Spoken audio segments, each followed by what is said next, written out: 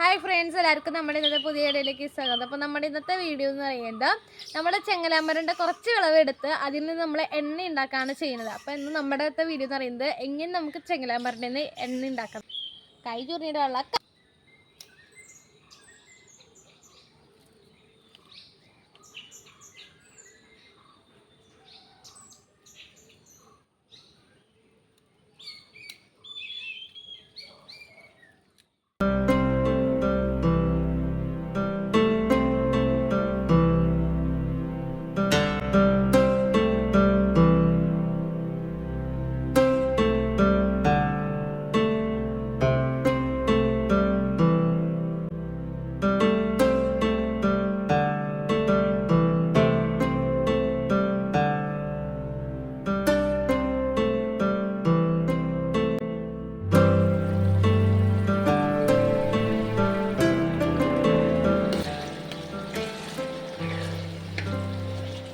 ചെങ്ങലാമ്പരയുടെ എണ്ണ റെഡി ആയിട്ടുണ്ട് കേട്ടോ. അതൊക്കെ നമുക്ക് 3 കുപ്പിയാണ് നമ്മൾ ഇന്ന് ഉണ്ടാക്കിയിട്ട് നമുക്ക് ലഭിച്ചത്.